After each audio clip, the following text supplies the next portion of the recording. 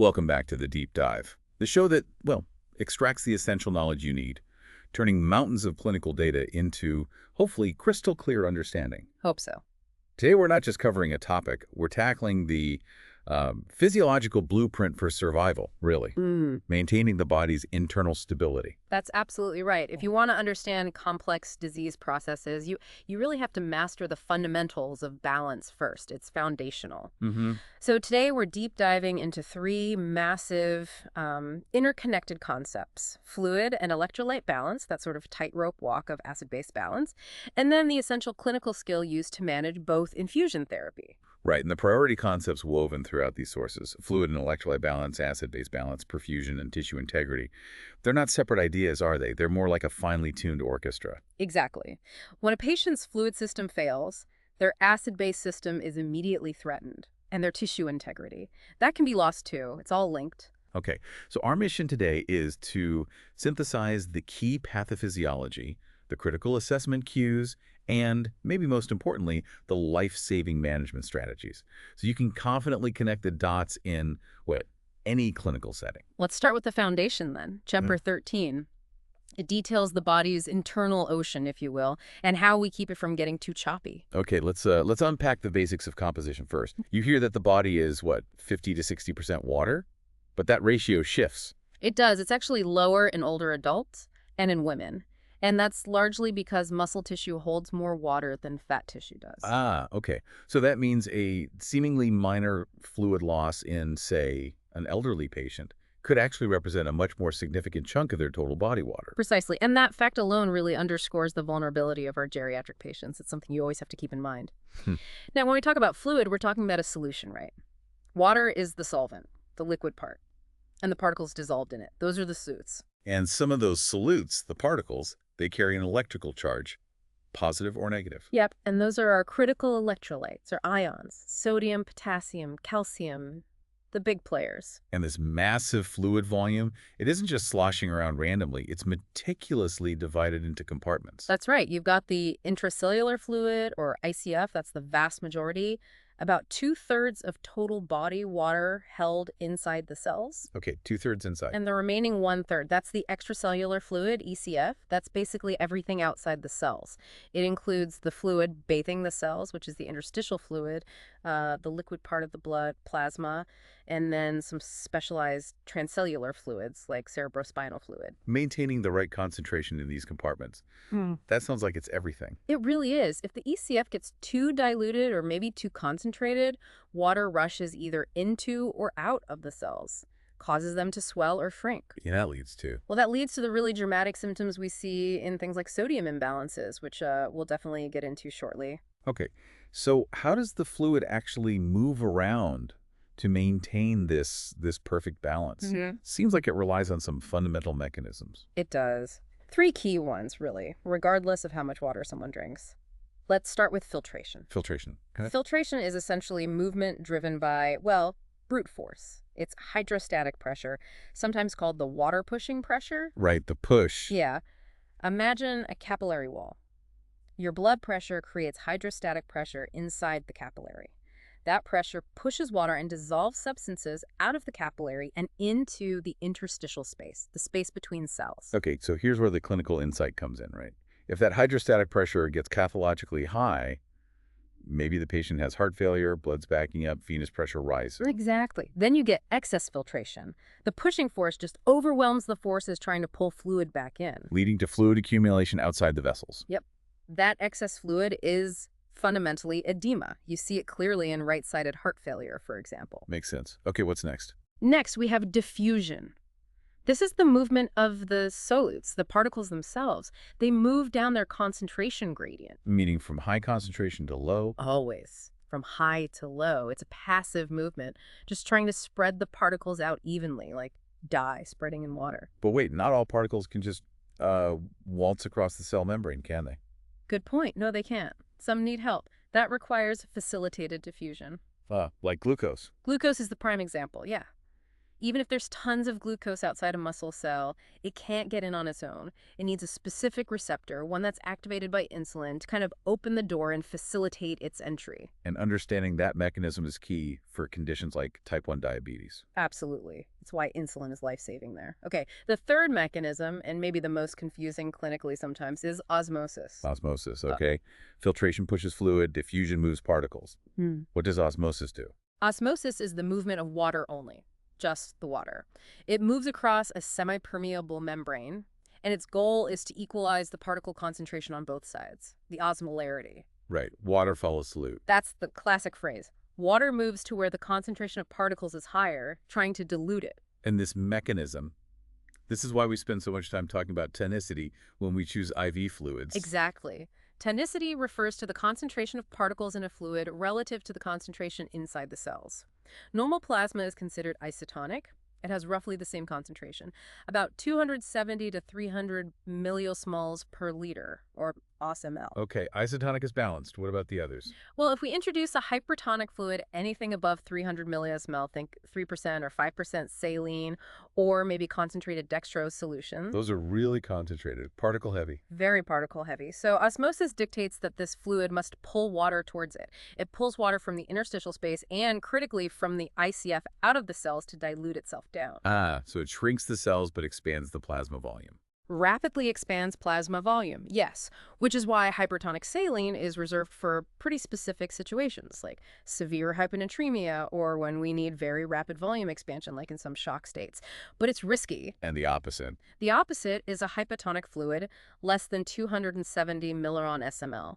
It's water-heavy, particle-light compared to cells. So it shifts water into the cells. Exactly, causing them to swell up. This is generally avoided unless you're specifically treating extreme cellular dehydration because it carries that serious risk of cerebral edema if water rushes into brain cells too quickly. ### B regulation and homeostasis. Okay, so those are the movement mechanisms. How does the body actually regulate all this day in and day out? Seems like hormones acting on the kidneys are key. Absolutely key. The kidneys are the master regulators, and hormones tell them what to do. Let's start with aldosterone. Aldosterone, what's its job? Think of aldosterone as the salt and water saver, and importantly, the potassium waster. Saver and waster, how does that work? Well, when your ECF sodium level is low, or maybe your potassium level is high, aldosterone gets released from the adrenal cortex. It travels to the kidneys and tells the renal tubules, hey, hold on to sodium, and where sodium goes, water follows. Reabsorb them back into the blood. Okay, save sodium and water. But at the same time, it promotes potassium excretion into the urine. So the net effect is you increase your blood volume and blood pressure, but you decrease your potassium levels. Hold on, so if a patient is on a high-dose loop diuretic, like furosemide, which makes them lose sodium and water, would that trigger the body to release more aldosterone as a response? Absolutely. That's a classic clinical connection right there. Many patients on those diuretics develop a kind of secondary hyperaldosteronism as their body tries to compensate for the losses. Which explains why hypokalemia low potassium is such a common side effect. Exactly. And why we often need to give potassium supplements or maybe switch to or add a potassium-sparing diuretic. It's all connected. Okay, interesting. What's the next hormone? Next up is antidiuretic hormone, or ADH, also known as vasopressin. This one is the pure water controller. Pure water. How's it different from aldosterone? Unlike aldosterone, ADH controls only water loss or retention. It doesn't directly affect sodium or potassium handling much. Okay, and what triggers it? It's triggered primarily by osmoreceptors in the hypothalamus. These are sensors that detect an increase in blood osmolarity, basically, when your blood gets too concentrated, too salty. Makes sense. ADH then travels to the kidneys and makes the collecting ducts and distal tubules more permeable to water, so the kidneys reabsorb more pure water back into the circulation, diluting the blood back towards normal. Oh, and it also triggers the thirst mechanism. Makes you want to drink. Got it. Water saver. And then there are counter-regulatory hormones, ones that do the opposite. Yes, the natriuretic peptides, AMP and BNP. ANP and BNP, what do they do? Think of these as your body's natural off switches for volume overload. ANP stands for atrial natriuretic peptide, released from the atria. BNP is brain natriuretic peptide, although it's mostly secreted by the ventricles, despite the name. Okay, what triggers their release? They're released when the heart muscle gets excessively stretched, usually due to high blood volume or high blood pressure. So the opposite of the conditions that trigger aldosterone or ADH? Exactly. Yeah. And they do the exact opposite of aldosterone. They inhibit sodium reabsorption in the kidneys, so you excrete more sodium in water. This increases urine output and helps bring down circulating blood volume and pressure. Your BNP levels. Right. We measure those clinically. Well, absolutely. Measuring BNP levels is a crucial diagnostic marker for heart failure severity. High BNP means the heart is significantly stressed by volume or pressure. Okay. And tying a lot of this together is the powerful renin-angiotensin-aldosterone system, the RAAS.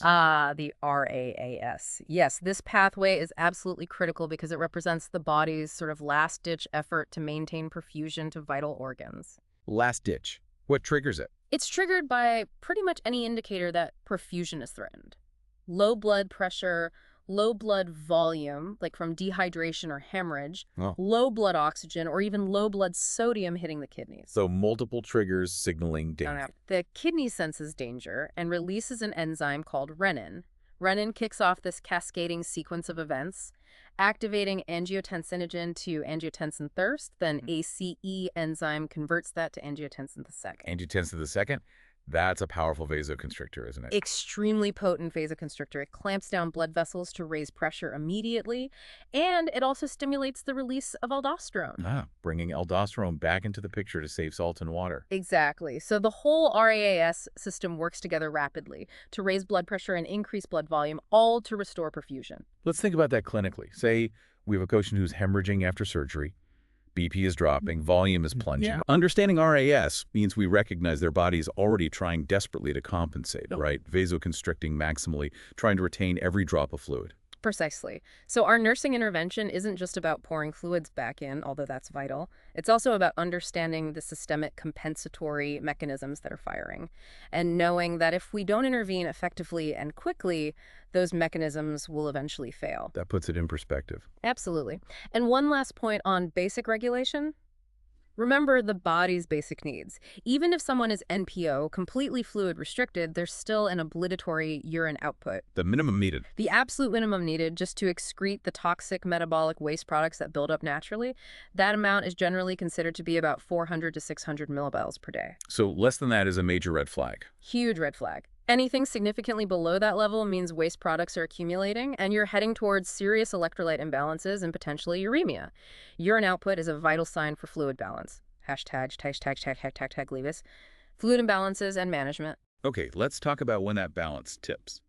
Starting with dehydration or hypovolemia.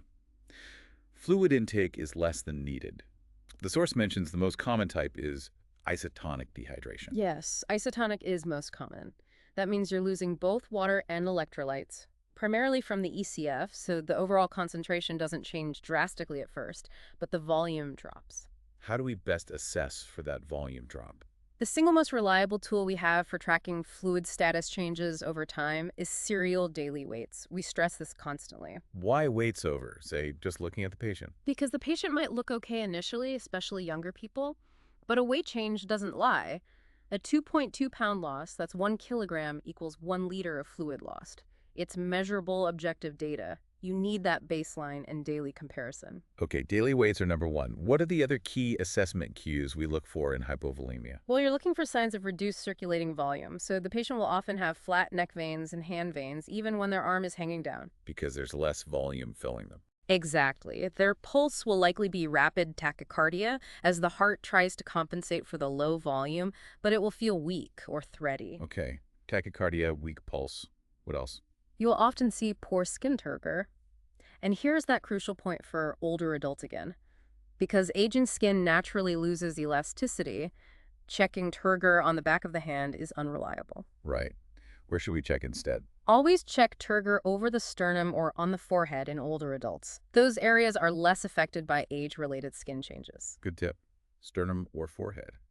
Any other signs? They might also have a low-grade fever, not necessarily infection, but due to the hemoconcentration itself. And their respiratory rate might increase slightly as the body tries to compensate for decreased tissue perfusion.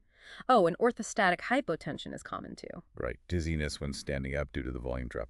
What about diagnostics? How do labs confirm dehydration? Dehydration often leads to hemoconcentration because you've lost the water, the solvent, the remaining solutes like hemoglobin, hematocrit, serum osmolarity, even BUN. They all appear elevated or concentrated. So, high H&H, high osmolarity. Often, yes. And another easy diagnostic clue, if they're producing urine, is the urine-specific gravity. It will usually be high, typically above 1.030, because the kidneys are trying desperately to conserve water, making the urine very concentrated. Okay, so management. What are the priorities? Management really focuses on two things: safety and replacement.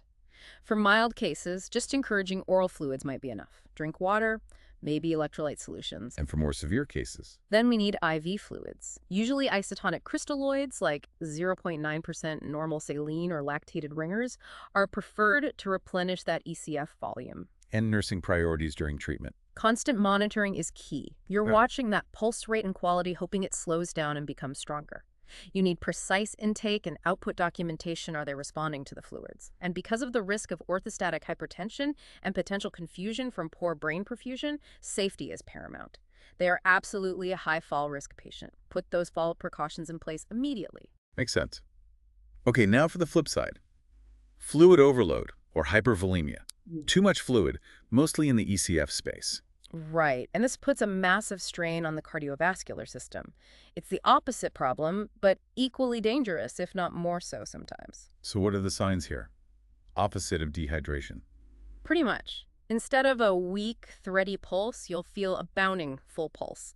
Instead of flat neck veins, you'll see distended neck veins, even when the patient is sitting up. JVD, jugular venous distension. Exactly. You'll likely see hypertension, high blood pressure because of the excess volume, and pitting edema, especially in dependent areas like the ankles, feet, sacrum. Okay, bounding pulse, JVD, hypertension, edema. What's the most dangerous sign?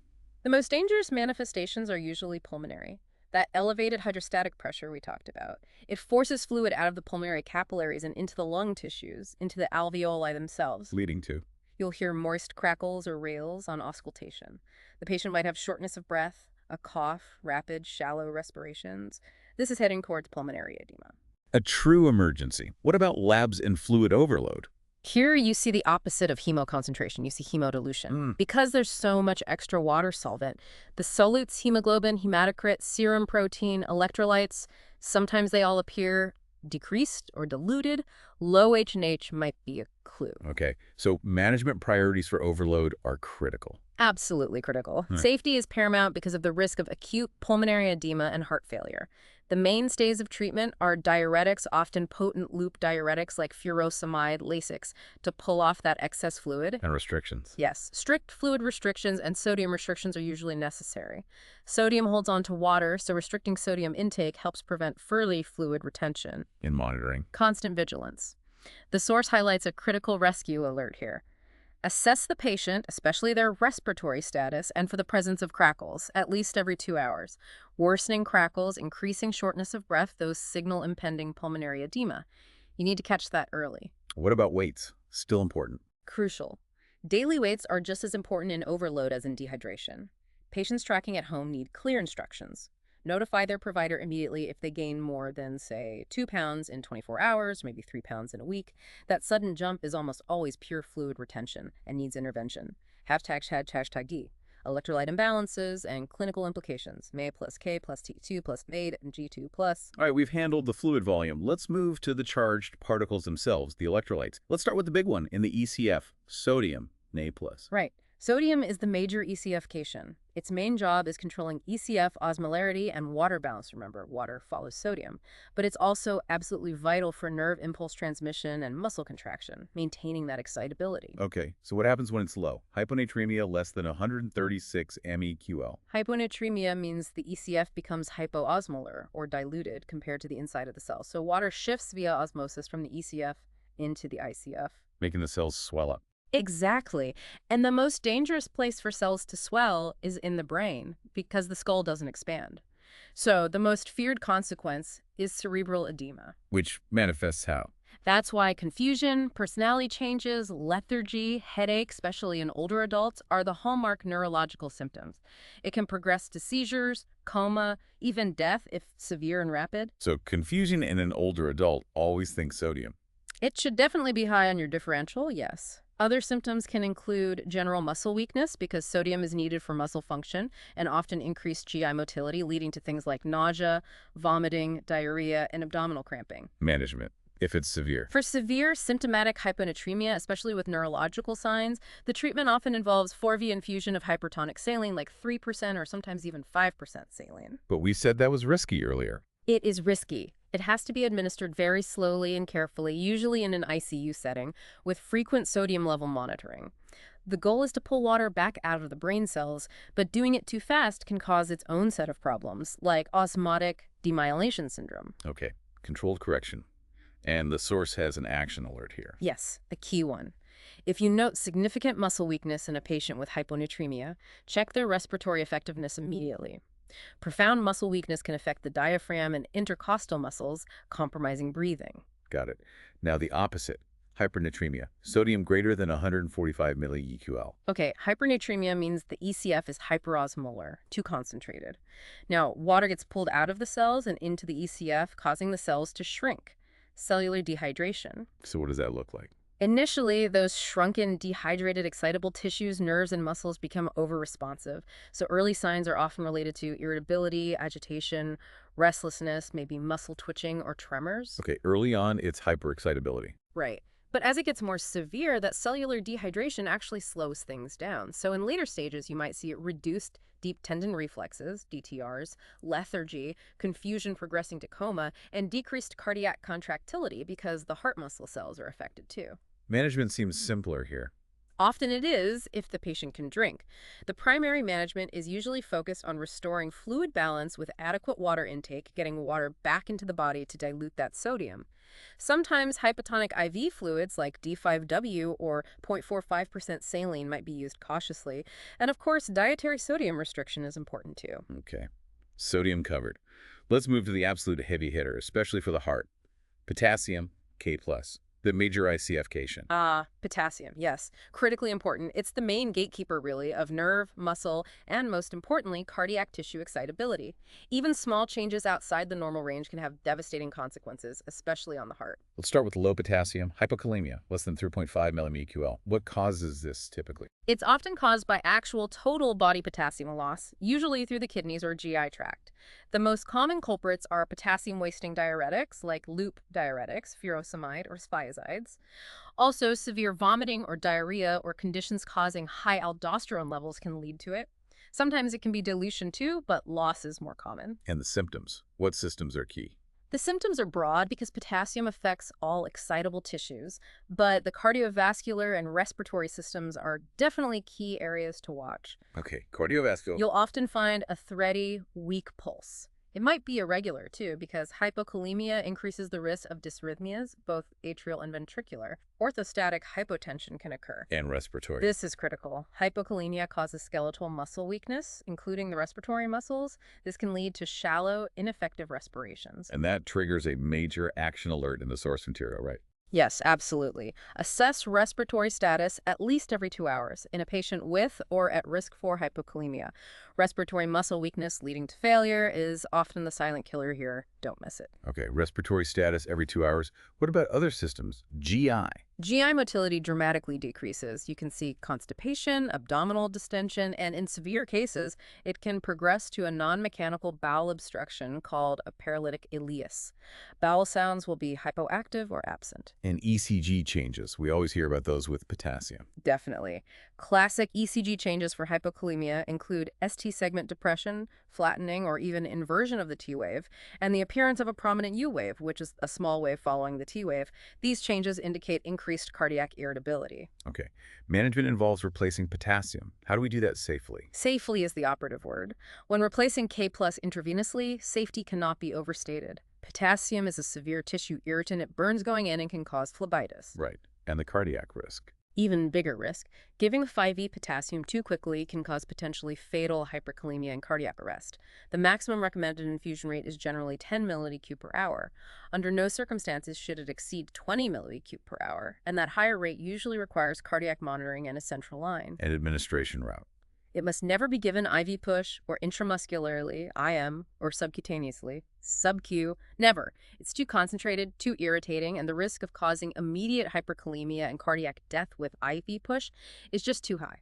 It must be diluted in a compatible IV fluid and infused slowly using an infusion pump. And monitor the IV site. Hourly. Monitor the 5e site hourly for signs of phlebitis redness, warmth, pain, palpable cord, or infiltration. If either occurs, stop the infusion immediately. Okay, we can also use potassium-sparing diuretics sometimes. Yes, drugs like spironolactone can be used, often in conjunction with loop diuretics, to help the body hold onto potassium and prevent or treat hypokalemia, and of course, encouraging high potassium foods if appropriate. All right, now the dangerous flip side, hyperkalemia.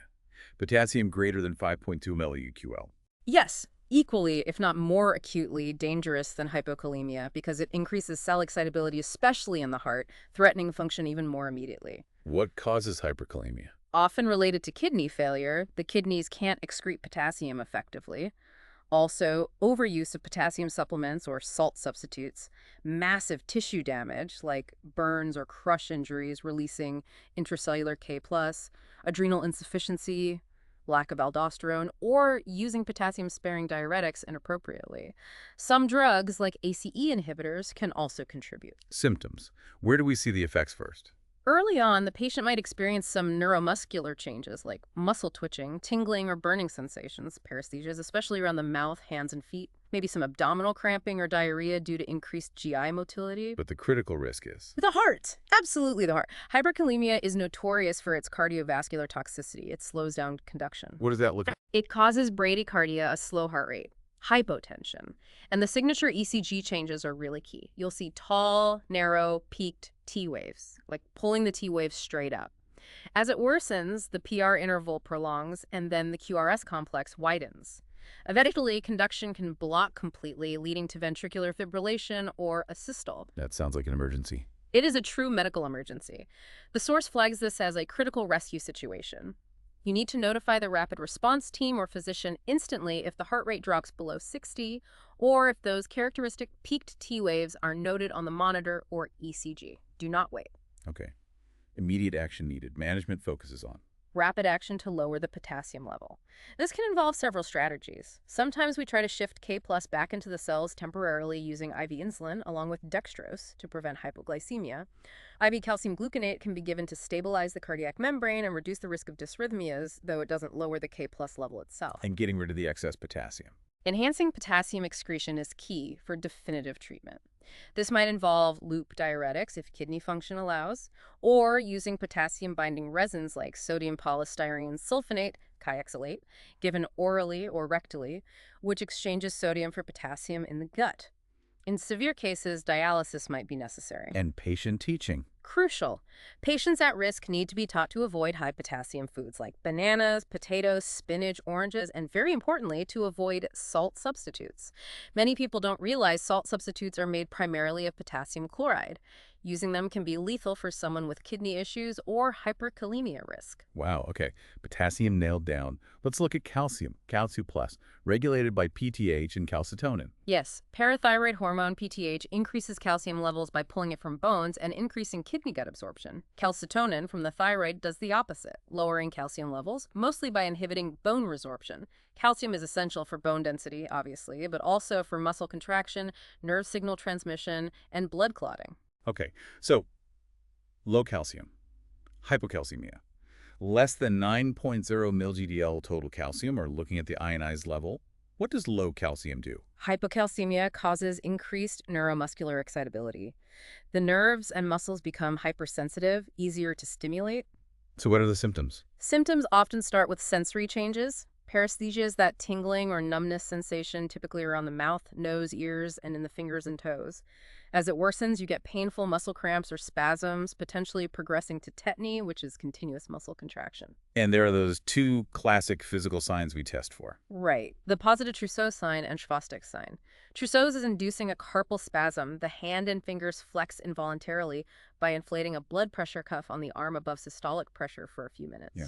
And Schwastek's. Schwastek sign is a facial muscle twitch, usually a twitching at the corner of the mouth or nose when you tap the facial nerve just in front of the ear. Both signs indicate that neuromuscular irritability from low calcium. Any other major risks? Yes, severe hypocalcemia can cause laryngeal spasm, spasm of the vocal cords obstructing the airway, seizures, and cardiac changes, like a prolonged QT interval, increasing the risk for certain dysrhythmias. Also, chronic hypocalcemia weakens bones, increasing fracture risk. So nursing safety measures are really important here. Paramount, especially injury prevention. The source emphasizes that because chronic hypocalcemia can make bones fragile, we must use a lift sheet when moving these patients. Never pull them by their limbs or torso, as that could cause a pathological fracture. Good point. What else for safety? Seizure precautions might be needed, and maintaining a quiet, low-stimulation environment can help reduce the risk of triggering muscle spasms or tetany. Management obviously involves replacing calcium, often along with vitamin D, which is needed for calcium absorption. Okay, now, high calcium, hypercalcemia, greater than 10.5 milli-GDL. Does this decrease excitability? Yes, hypercalcemia decreases neuromuscular excitability. It makes nerves and muscles less responsive to stimuli. What are the key effects? The cardiovascular system is again highly vulnerable. Hypercalcemia can cause dysrhythmias, most notably shortening the QT interval on the ECG. It also increases the risk of blood clot formation because calcium plays a role in clotting. Okay, cardiac risks and clot risks. What about systemically? Systemically, you see profound effects from that decreased excitability. Severe muscle weakness is common. Reflexes might be diminished or absent. And GI motility slows way down. Decreased peristalsis often results in severe constipation, anorexia, nausea, and vomiting. Kidney stones are also a risk because the kidneys are trying to excrete the excess calcium. Management. How do we lower calcium? Management often involves aggressive rehydration, usually with IV 0.9% normal saline. This helps dilute the calcium and also promotes renal excretion. We might also use loop diuretics like furosemide to further enhance calcium excretion through the kidneys. And stop drugs that raise calcium. Absolutely. Discontinue any calcium-containing medications or supplements. And importantly, discontinue thiazide diuretics if the patient is on them, because thiazides actually increase calcium reabsorption in the kidneys, making hypercalcemia worse. Would switch to a loop diuretic instead. In severe cases, drugs like calcitonin or bisphosphonates might be used to inhibit bone resorption. Okay, one more major electrolyte. Magnesium, Mg2+. The source calls it a sidekick. Yeah, kind of. Its levels often track closely with potassium and calcium levels. It's involved in tons of enzymatic reactions, muscle relaxation after contraction, and nerve function. It often gets overlooked, but imbalances can be serious. So hypomagnesemia, less than 1.8 milli-EQL. What's the big risk here? Low magnesium, like low calcium and low potassium, increases membrane excitability. The biggest clinical risk is life-threatening ventricular dysrhythmias, particularly torsades de pointe, a specific type of VTach, and VFib. It can also cause a prolonged QT interval. Neuromuscularly, you might see tremors, hyperactive reflexes, and positive Trousseau's and Schwastek's signs, similar to hypocalcemia. So if we're giving 5E magnesium sulfate, MgSO4, to treat this, what do we need to monitor closely? We must monitor the patient's deep tendon reflexes, DTRs, frequently, often hourly during infusion. Wait, why the DTR specifically? Because the goal is to treat the hypomagnesemia, but 5E magnesium can very easily and rapidly swing the patient into hypermagnesemia if infused too quickly or if renal function is poor. And the very first sign of rising magnesium levels of impending toxicity is often a reduction or complete absence of those DTRs. Ah, so loss of DTRs is the warning sign for overdose. Exactly. If the DTRs disappear, the next stage is often respiratory muscle paralysis and respiratory arrest. So checking those reflexes is a critical safety check during MgSO4 infusion. Got it. So hypermagnesemia, greater than 2.6 milli-EQL. This means reduced excitability. Yes. Too much magnesium acts like a sedative on neuromuscular and cardiac function. It reduces membrane excitability. Leading to what symptoms? You'll see bradycardia, significant hypotension due to vasodilation, and critically, those reduced or absent DTRs we just talked about. Severe muscle weakness develops, which can progress to real acid paralysis and, the most dangerous outcome, respiratory failure due to diaphragm paralysis. Lethargy and drowsiness are also common. Management. How do we counteract high magnesium? First, immediately stop any magnesium-containing medications or infusions. If kidney function is adequate, loop diuretics can help promote magnesium excretion. In cases with severe symptoms, especially respiratory depression or cardiac issues, IV calcium gluconate is often given. Calcium again. Why calcium? Calcium acts as a direct antagonist to magnesium at the neuromuscular junction and can quickly reverse the dangerous cardiac and respiratory effects of high magnesium levels. It's an antidote, essentially. Dialysis might be needed if kidney failure is the cause. Okay, wow. We've established the plumbing, the fluids, and the charged particles, the electrolytes. Now we pivot to what feels like the absolute tightrope act that controls everything. Chapter 14, Acid-Base Balance. Yeah, if fluid and electrolytes are the foundation, acid-base is the fine-tuning. And it is perhaps the most tightly regulated system in the entire body. Arterial pH must be maintained within that incredibly narrow range of 7.35 to 7.45. Any deviation spells trouble. And here's where the numbers are so crucial but maybe easily misunderstood, right? pH is measured on an inverse logarithmic scale. That's the key point. Inverse and logarithmic. It means two things.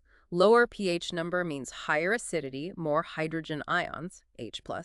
And because it's logarithmic, even a small numerical change reflects a huge change in H+ concentration. Like the example you gave earlier. Right.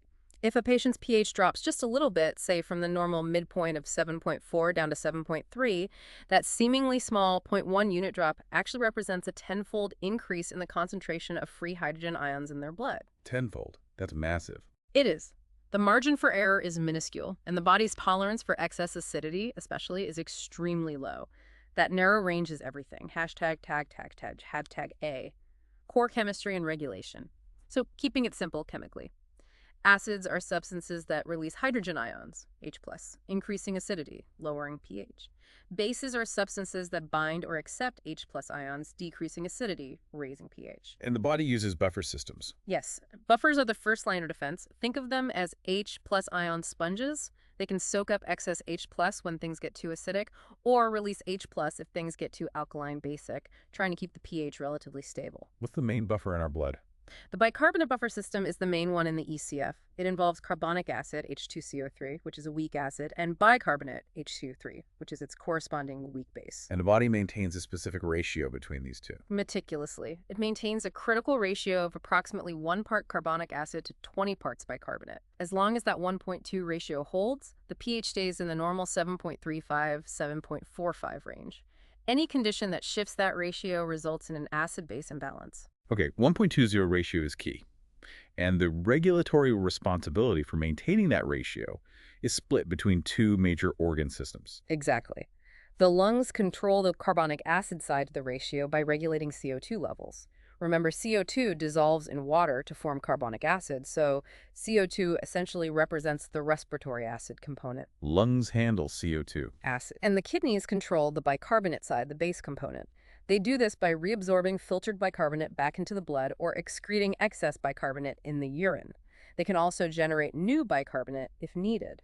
Kidneys handle HCO3 base, so a failure in one system. Means the other system must try to compensate to bring that 1.20 ratio and thus the pH back towards normal. How quickly do these systems respond? The body utilizes 3 lines of defense, acting in sequence based on speed. The absolute fastest, acting within seconds, are the chemical buffers themselves, bicarbonate, phosphate buffers, and proteins like hemoglobin inside red blood cells.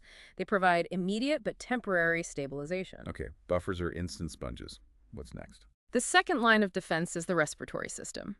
This is rapid, acting within minutes. If H+ levels rise, acidosis, or CO2 levels rise, central chemoreceptors in the brainstem trigger an increase in the rate and depth of breathing hyperventilation. To blow off CO2. Exactly. By blowing off more CO2, you reduce the amount of carbonic acid, helping to raise the pH back towards normal. Conversely, if H+ levels are low, alkalosis, or CO2 is low, breathing slows down hypoventilation to retain CO2, increasing carbonic acid and lowering the pH. Lungs compensate quickly. What's the third line? The third line, the most powerful but also the slowest, is the kidneys. They usually take 24 to 48 hours to really kick in with their full compensatory response. Slower but more powerful. What can they do? Their actions are much more complex and sustainable. They can selectively increase or decrease the reabsorption of bicarbonate base. They can excrete excess acids formed during metabolism, and they can generate new bicarbonate to replenish buffer stores. They also use mechanisms like ammonium production to trap H+ ions for excretion in the urine. They are the ultimate long-term fixers of acid-base balance. Okay. And when one system, say the lungs, tries to correct a primary imbalance caused by the other, like a metabolic problem in the kidneys, we call that? Compensation. Respiratory compensation, changing ventilation, corrects metabolic problems like metabolic acidosis alkalosis. Kidney compensation, adjusting bicarb H+ handling, corrects respiratory problems, respiratory acidosis alkalosis. And compensation can be partial or full. Right. It's important to check the pH along with the CO2 and bicarb values when interpreting arterial blood gases, ABGs. Compensation is considered partial if the pH is still abnormal, outside 7.35, 7.45, but the compensating system, lungs or kidneys, is showing a response trying to fix it. It's a good sign the body is fighting back. And full compensation. If the compensatory mechanisms are effective enough to return the pH back into the normal range, 7.35, 7.45, then the compensation is considered full. However, even with full compensation, the underlying CO2 or HCO3 values, or both, will still be abnormal, indicating the original problem and the compensatory effort are still ongoing. Hashtag B acidosis, pH 7.35, the exemplar. Okay, let's examine acidosis more closely, pH below 7.35. The source says this state, whether caused by too much acid or too little base, is highly depressive to the entire system. That's a key takeaway. Acidosis generally depresses excitable tissues. Think CNS depression, slowed nerve conduction, decreased muscle function. And regardless of the specific cause, there's a dangerous cellular exchange that happens. Yes. When there are excess H+ ions circulating in the blood, acidemia, the body tries to buffer them by moving some of those H+ ions into the cells. To maintain electrical neutrality inside the cell, another positive ion has to move out. And that ion is usually Potassium, K+. So acidosis often causes potassium to shift out of the cells and into the bloodstream. This puts patients with acidosis at significant risk for developing accompanying and potentially fatal hyperkalemia. Always check the potassium level in acidosis. Good link back. Okay, the types of acidosis, how do they break down? It depends on whether the primary problem is metabolic, kidneys, body processes, or respiratory, lungs. Metabolic acidosis results from either an overproduction or under-elimination of metabolic acids or a loss of base, bicarbonate. Examples of metabolic acid production. Classic examples include diabetic ketoacidosis, DKA, where keto acids build up. Starvation also produces ketones. Severe infection leading to lactic acidosis, or even kidney failure, where the kidneys can't excrete normal metabolic acids. The loss of base. The most common cause of bicarbonate loss is severe diarrhea. Pancreatic or kidney failure preventing bicarbonate reabsorption can also cause it. Okay, so metabolic acidosis is about acid gain or bicarb loss. What about respiratory acidosis? Respiratory acidosis has only one fundamental etiology: CO2 retention due to impaired alveolar ventilation. Anything that prevents the lungs from effectively blowing off CO2 will cause it. Yes.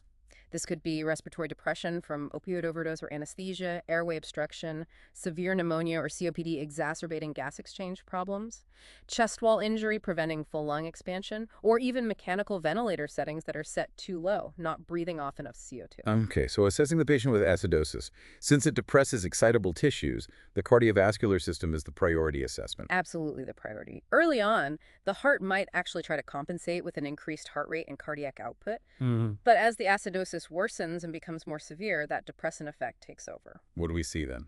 You start to see bradycardia, slow heart rate, increasing hypotension, and those ECG changes associated with the accompanying hyperkalemia, like the tall, peaked T waves and eventually widened QRS complexes. Peripheral pulses may become weak and thready. And the source flags this as a critical rescue point. Yes. Critical rescue. Report any significant cardiac changes immediately. Bradycardia or ECG changes in an acidotic patient are ominous signs. What about the CNS? CNS depression is also profound and often the first noticeable sign, especially subtle changes. Lethargy, confusion, drowsiness, progressing potentially to stupor and coma if the acidosis isn't corrected. Cognitive changes are often the earliest clue, particularly in older patients who might just seem a bit off. And specifically in metabolic acidosis, the body tries to compensate how? The lungs try to compensate for metabolic acidosis by getting rid of CO2, acid. This leads to the characteristic breathing pattern called Kussmaul respirations. Kussmaul. Describe that. It's abnormally deep, rapid, and kind of sighing breathing. Yeah. It's not labored in the sense of struggling for air. It's the body's automatic drive to maximize CO2 elimination to counteract the metabolic acid load. You might also see warm, flush, dry skin due to vasodilation caused by the acidosis. Okay, so management is always focused on fixing the underlying cause. Always. You treat the DKA with insulin and fluids. You treat the diarrhea cause and maybe give bicarbonate if losses are severe. For respiratory acidosis, the focus is entirely on improving gas exchange. Maybe using bronchodilators, providing oxygen therapy, suctioning the airway, encouraging deep breathing and coughing, or adjusting mechanical ventilation settings to increase CO2 removal. Treating the acidosis itself, like giving bicarbonate, is usually only done in severe metabolic acidosis and doesn't fix the root respiratory problem. #####C. Alkalosis, pH 7.45. All right, let's flip to the other side of the tightrope. Alkalosis, where the pH is above 7.45. This results from either an excess of base or a deficit of acid. And unlike acidosis, which is depressive, the problems here relate to increased stimulation. Generally, yes. Alkalosis tends to increase the excitability of the nervous system and muscles. Why does alkalosis cause stimulation? Isn't less acid usually calming? It seems counterintuitive, but it's often related to the accompanying electrolyte shifts that happen in alkalosis.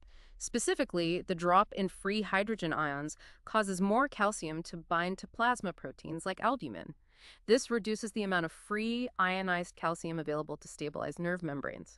So alkalosis effectively causes a relative hypocalcemia. Exactly. And sometimes hypokalemia occurs too as H+ shifts out of cells and K+ shifts in. So many of the symptoms of alkalosis are actually signs of hypocalcemia and hypokalemia. CNS overexcitement, dizziness, agitation, irritability, confusion, hyperreflexia, muscle cramping or twitching, progressing to tetany or seizures in severe cases. And those classic signs again. You might see positive Chvostek's and Trousseau's signs, just like in primary hypocalcemia. Cardiovascular effects often include an increased heart rate and potentially increased digoxin toxicity if the patient is taking that drug. Despite the nerve hyperexcitability, skeletal muscles can actually become weak. Okay, types of alkalosis. Metabolic alkalosis first. What causes that?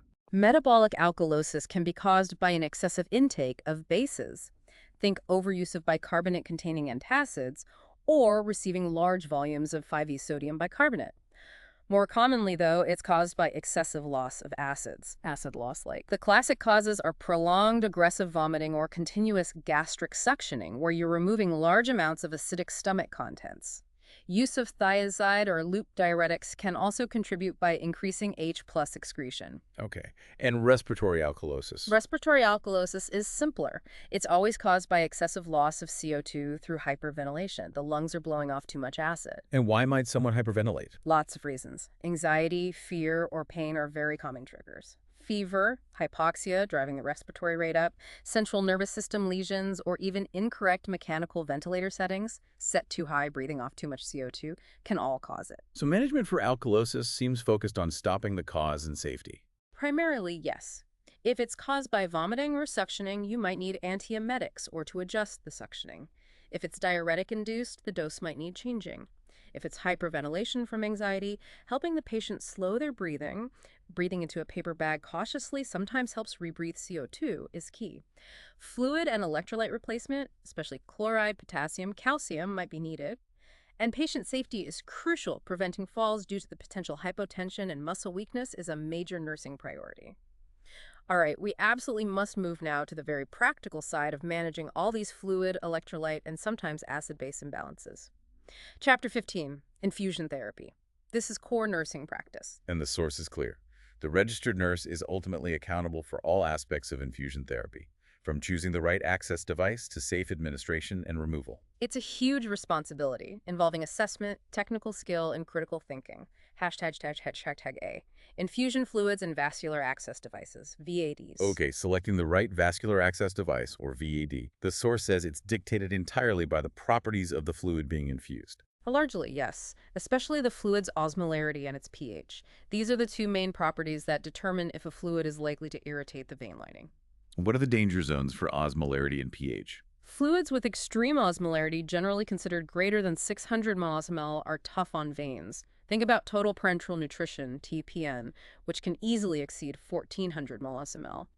Also, fluids with extreme pH, either very acidic, below 5.0, or very alkaline, above 9.0, are highly irritating. Examples of drugs with extreme pH. Certain antibiotics like vancomycin or nafcillin can have a low pH. Some chemotherapy drugs and even cardiac medications like amiodarone can also be quite irritating due to their pH or osmolarity. These are often termed vesicants or irritants. So if a fluid is highly osmolar or has an extreme pH, where must it be infused? Because these agents are so caustic, they really must be infused into the central circulation. Specifically, the tip of the infusion catheter needs to reside in the lower third of the superior vena cava, SVC, or ideally at the cavoatrial junction, CAJ, where the SVC meets the right atrium. Why there specifically? Because the blood flow in the SVC is incredibly high, estimated at around 2 liters per minute. This massive turbulent blood flow provides immediate and significant dilution of the infused fluid, protecting the delicate endothelial lining of the vein from damage like phlebitis or thrombosis. Peripheral veins just don't have that kind of flow. Makes sense. Okay, let's talk VADs. For short-term needs, the most common is the short peripheral catheter, SPC, right? The standard 4V. Yes, the workhorse. When choosing one, we're always guided by the principle of using the smallest gauge diameter and shortest length catheter that will effectively deliver the prescribed therapy. The smallest gauge. Why? A smaller gauge catheter takes up less space inside the vein lumen, allowing for better blood flow around the catheter tip, which helps dilute the infusate and reduces the risk of mechanical irritation and phlebitis. Right. So we might use a 24 or 26 gauge, smallest sizes, for simple hydration or basic meds, reserving larger gauges like an 18 or 16 for rapid fluid resuscitation, blood transfusions, or viscous fluids. And how long do these peripheral IVs stay in? Current evidence-based practice says they should be removed based on clinical indications, not a fixed time schedule like every 72 or 96 hours anymore. So you assess the site every shift if there are signs of phlebitis, infiltration, occlusion, or infection, or if therapy is complete, it comes out. If the site looks perfect and is still needed, it can stay in. Site selection is key too. Where should we avoid putting peripheral IVs? Definitely avoid insertion sites near areas of joint flexion, like the wrist or the antecubital fossa, AC, if possible, because movement can easily dislodge the catheter or cause mechanical irritation. Critically, we try to avoid the inner wrist area because of the close proximity to the median nerve hitting that can cause permanent nerve damage. Anywhere else to avoid? We also generally avoid using the lower extremities, legs, feet, in adults, for routine FAVI therapy due to the significantly higher risk of deep vein thrombosis, DVT, and thrombophlebitis. And obviously avoid sites on the side of a mastectomy, lymph node dissection, AV fistula graft, or paralysis. Okay. Moving up in length, we have midline catheters. Longer than peripheral, shorter than central. Exactly. Midlines are typically 3 to 8 inches long. They're inserted peripherally, usually in the upper arm, basilic, cephalic, or brachial vein, but the catheter tip terminates in the peripheral circulation, usually no farther than the axillary vein in the armpit. They don't enter the central veins. What are they good for? They're great for therapies expected to last longer than a standard peripheral IV can reliably handle, say anywhere from 6 days up to maybe 14 days, sometimes longer depending on the specific device and need.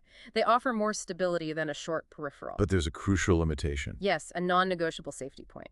Midline catheters should not be used for infusing highly osmolar fluids, that's 600 ml rule, or for continuous infusion of known vesicant medications. Why not? They're longer. They're longer, but the tip is still residing in a relatively small peripheral vein without that massive central blood flow for dilution. The risk of causing severe phlebitis or extravasation, tissue damage from a vesicant leak, remains too high. They are still considered peripheral access in terms of infusate compatibility. Okay, so when that central dilution is required for those irritating fluids or for long-term therapy, we need central VADs, CVADs. Correct.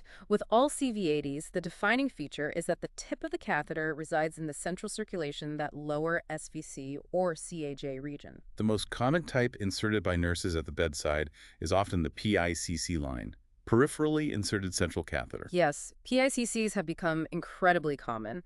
They're inserted into a peripheral vein in the upper arm, basilic or cephalic, usually preferred over brachial, but are then advanced or threaded all the way up until the tip reaches that optimal central location in the SVC.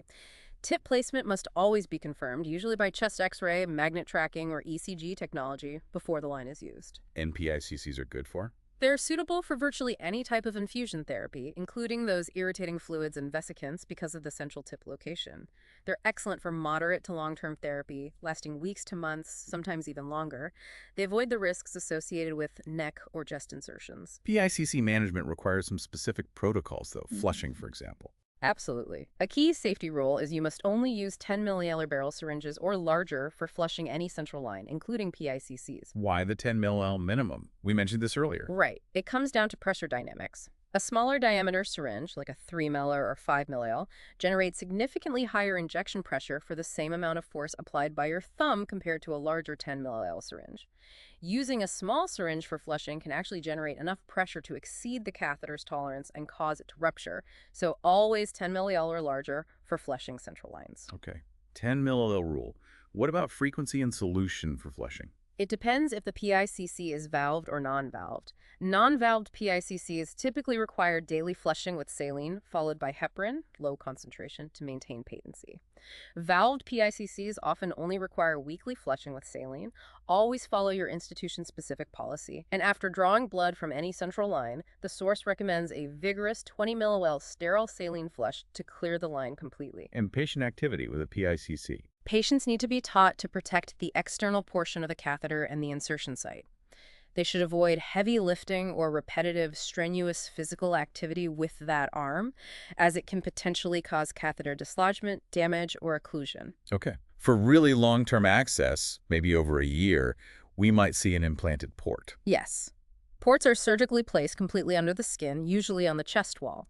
There's a small reservoir or portal body with a silicone septum attached to a catheter that tunnels under the skin and then enters a central vein, like subclavian or internal jugular, with the tip in the SVC. No external parts when not in use. Correct. When not needed, there's nothing visible externally, reducing infection risk and improving body image. To use it, the port septum is accessed through the skin using a special type of needle. Not just any needle. Absolutely not. You must use a specific non-coring Huber needle. These have a deflected point or bevel that slices through the septum without punching out a core of silicone material. Using a regular coring needle would quickly destroy the septum, causing leakage and requiring port replacement. And there's a critical action alert for using ports and really all CV aids. Yes, a huge one. Always check for blood return before administering any medication or fluid through a CV aid, especially before giving known vesicants. A brisk blood return confirms the catheter tip is still correctly positioned within the vein. What if you don't get blood return? If you do not get blood return, you cannot be certain the tip is intravascular. Do not proceed with infusion, especially of vesicants. Further assessment and troubleshooting, like repositioning chest X-ray, are needed. Injecting a vesicant drug into subcutaneous tissue because the port catheter has dislodged or fractured can lead to massive tissue necrosis extravasation requiring surgical debridement and causing permanent damage. Verifying blood return is non-negotiable. Got it. And just a general point on drug safety, 5e admin carries the most immediate risk. By far. When you give a drug IV, it goes directly into the bloodstream, bypassing all natural barriers and absorption processes. Effects are immediate, and so are potential adverse drug events, ADEs, or errors. There's no recalling an IV medication once it's infused. Which is why smart pumps are so important. Vital. Infusion pumps with dose error reduction software, DEERs, often called smart pumps, include drug libraries with preset concentration limits, dosing guidelines, and alerts for high-risk medications. They are a crucial layer of safety to help prevent calculation errors or incorrect programming, especially for high-alert drugs like heparin, insulin, narcotics, or chemotherapy, where even a small error could be lethal. #B. Safety protocols and site management. Okay, moving on to broader safety protocols. A major national quality and safety focus is the prevention of catheter-related bloodstream infections, CRBSIs. These are serious, costly, and largely preventable complications. And there's a standard bundle of practices to prevent them, the CRBSI Prevention Bundle. Yes. It summarizes the key evidence-based interventions that, when implemented together consistently, significantly reduce CRBSI rates. What are the absolute non-negotiables in that bundle? What must we always do? Well, meticulous hand hygiene before touching the line or site is paramount. Using maximal barrier precautions during the insertion of any central line, this means a full sterile setup. Cap, mask, sterile gown, sterile gloves, and a large sterile drape covering the patient. Like setting up for surgery almost. Pretty much. Then, using chlorhexidine skin antisepsis for site preparation and allowing it to air dry completely before insertion. Choosing the optimal site, generally avoiding the femoral vein in adults if possible due to higher infection risk, and preferring the subclavian over internal jugular when feasible for non-tunneled lines. And for ongoing care. This is key for nursing care. A daily review of line necessity. Every single day, the team needs to assess, does this patient still absolutely need this central line? The moment it's no longer essential for their care, it must be removed promptly. The longer a line stays in, the higher the infection risk. Okay, let's revisit flushing again. We talked about the 10 milliliters syringe rule for central lines to prevent rupture. What about when flushing peripheral IVs? For peripheral IVs, the rupture risk is much lower, so using a 3 milliliter or 5 milliliter syringe for flushing is generally acceptable and sometimes preferred to conserve saline, especially for saline locks. The main purpose of flushing is to maintain patency and prevent incompatible drugs from mixing in the line. And what if you encounter resistance when flushing any line, peripheral or central? Stop immediately. This is flagged again as a critical rescue situation. Never force a flush against resistance. Why not? What could happen? If you continue to push, several bad things could happen. You could rupture the catheter itself. You could dislodge a clot that has formed inside the catheter, forcing it into the circulation and potentially causing a stroke or a pulmonary embolism. Or if the resistance is due to the catheter tip being positional against the vein wall or infiltrated, forcing the flush could worsen infiltration or extravasation. So always stop, assess the situation, try repositioning, and troubleshoot before attempting to flush again gently. Never force it. Okay, stop if resistance. What about securing the catheter and dressing care? Proper securement is vital to prevent catheter movement or migration, which reduces mechanical irritation, infection risk, and dislodgement. Engineered securement devices, like StatLock or GripLock, are often preferred over just tape. Dressings protect the site. Central line dressings using gauze and tape are typically changed every 48 hours. Transparent membrane dressings, like Tegaderm, can usually stay on for 5 to 7 days unless damp, loose, or soiled. Always use sterile technique for central line dressing changes. And when removing a CVAD dressing, any specific tips? When removing the old dressing, especially transparent ones, pull laterally, parallel to the skin rather than pulling straight up to minimize skin trauma. And importantly, after the dressing is off and before removing the line itself, always compare the external length of the catheter to the length that was documented at the time of insertion. Why check the length? To make sure no part of the catheter has broken off and potentially embolized into the bloodstream. If the external length is shorter than documented, you need to report it immediately and follow protocols, which might involve imaging to locate the missing piece. And during the actual removal of a central line, what's done to prevent air embolism? A systemic air embolism is a rare but potentially fatal complication of central line removal if air gets sucked into the large veins. To prevent this, the patient should ideally be placed in the flat or Trendelenburg position, head down slightly, to increase intrathoracic pressure. They should also be instructed to perform the Valsalva maneuver, bear down as if having a bowel movement, or hold their breath during the final few centimeters of catheter withdrawal. An occlusive dressing is applied immediately after removal. Okay, let's quickly cover common local complications. Infiltration. Infiltration is when non-vesicant RV fluid leaks out of the vein into the surrounding subcutaneous tissue. Signs include swelling, coolness, pallor, tenderness, and the IV flow might slow or stop. Phlebitis is inflammation of the vein itself. It can be chemical from irritating fluids, mechanical from the catheter rubbing, or bacterial infection. Signs include redness, erythema along the vein path, warmth, pain or tenderness, swelling, and sometimes a palpable venous cord. Phlebitis is often graded on a scale, typically 1 to 4, with grade 3 involving a palpable cord. And extravasation. Extravasation is the most serious local complication. It's like infiltration, but the fluid leaking into the tissue is a vesicant, a drug capable of causing severe tissue damage, blistering, or necrosis. This is an emergency requiring immediate cessation of the infusion and specific antidote treatment protocols depending on the drug involved. And the action alert for all of these? Yes. Discontinue the infusion immediately at the first sign or symptom of infiltration, phlebitis, or suspected extravasation.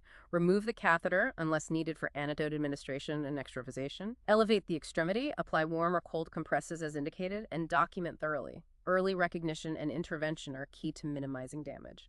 ###C, special infusion routes and geriatric considerations. We mentioned earlier that older adults are particularly vulnerable to fluid imbalances. Let's revisit that in the context of infusion therapy.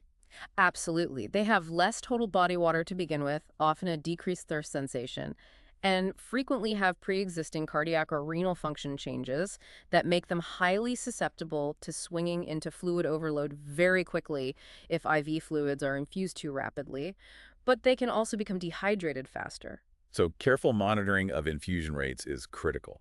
Essential. And their veins tend to be more fragile and may roll more easily. So when starting a peripheral 5E, using a lower angle of insertion, maybe 10 to 15 degrees instead of the usual 25-30, can help prevent puncturing through the back wall of the vein. Good skin traction is also important. And there's a common safety pitfall regarding blood pressure cuffs. Yes. You must never take a blood pressure reading on an extremity where any VAD is inserted, whether it's peripheral or central, like a PICC. The pressure from the inflating cuff can impede blood flow, potentially cause venous damage, or force fluid to infiltrate or extravasate around the IV site. Always use the opposite arm or another site. Good reminder. Okay, beyond standard peripheral and central lines, the source mentions some specialized routes: subcutaneous infusion or hypodermoclysis. Right. This involves the slow infusion of limited volumes of isotonic fluids, like normal saline, directly into the subcutaneous tissue, typically using a small gauge needle or catheter inserted into the thighs, abdomen, upper back, or under the clavicle. What's it used for? It's primarily used for providing gentle hydration or medication administration in patients where oral intake is impossible and traditional IV access is difficult or not desired, often seen in palliative care or long-term care settings. It's specifically not suitable for rapid or high-quantity fluid replacement needed in emergencies. Okay, and the most emergent access route. That would be intraosseous IO therapy. This involves inserting a rigid needle or catheter directly into the marrow cavity of a bone, typically the proximal tibia, proximal humerus, or sternum. Into the bone. How does that work? The bone marrow has a rich vascular network that doesn't collapse even in severe shock or cardiac arrest.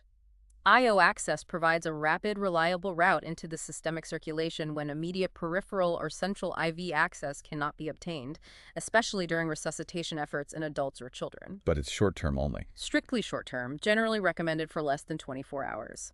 Once traditional IV or central access is established, the IO should be removed due to significant risks of complications, like infiltration into surrounding tissues, osteomyelitis, bone infection, compartment syndrome, or even fracture. Okay, and briefly, intra-arterial therapy. Intra-arterial therapy involves placing a catheter directly into an artery, usually for administering chemotherapy directly to a specific tumor bed, like liver chemoembolization, or for continuous, accurate blood pressure monitoring and arterial line. And the big risk here. Hemorrhage.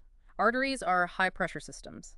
The critical rescue here is ensuring all lurelet connections on an arterial line system are secured extremely tightly. An accidental disconnection can lead to rapid, life-threatening hemorrhage within seconds. And finally, intraspinal therapy. Epidural intrathecal. This involves infusing medications, usually analgesics or anesthetics, directly into the epidural space or the intrathecal space surrounding the spinal cord.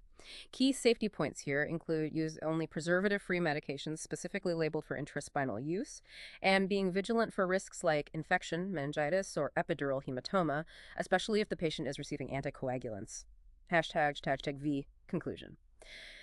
So, wrapping this all up, mastering these 3 chapters, 13 on fluids electrolytes, 14 on acid base, and 15 on infusion therapy, really means you've mastered the core mechanisms of maintaining patient stability.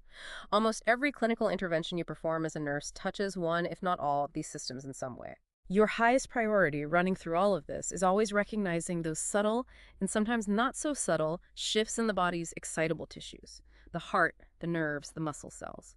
Because abnormal function in these tissues, the cardiac rhythm changes, the neurological status changes, the muscle weakness or cramping these are often the earliest and most critical indicators that a patient is heading towards potentially lethal imbalance. Right, whether it's that sudden confusion signaling cerebral edema in hyponatremia, Or the bradycardia and those telltale peaked T waves signaling dangerous hyperkalemia, maybe compounded by acidosis. or even the muscle twitching and positive Schwastek sign pointing towards hypocalcemia or alkalosis. Exactly. Recognizing those signs early, understanding the physiology behind them, and intervening appropriately, that is literally the difference between life and death in many acute care situations. And maybe a final thought for you, the listener. Remember that initial concept we discussed about pH, that it's measured on an inverse logarithmic scale. That narrow margin of normal, 7.35 to 7.45, is your entire physiological margin of safety. It really is tiny. A change of just zero point 0.1 pH unit, which sounds small, means the patient's system is actually struggling against a tenfold increase in acidity or alkalinity. That dramatic physiological stress underscores exactly why rapid, precise nursing assessment, calculation, and safe infusion therapy isn't just important, it's the absolute cornerstone of great, life-saving nursing care. Well said. Understanding these connections is fundamental. Hopefully this deep dive gives you the actionable knowledge you need to confidently handle that narrow margin of safety. From the Last Minute Lecture team, thank you for joining us today. Go make a difference.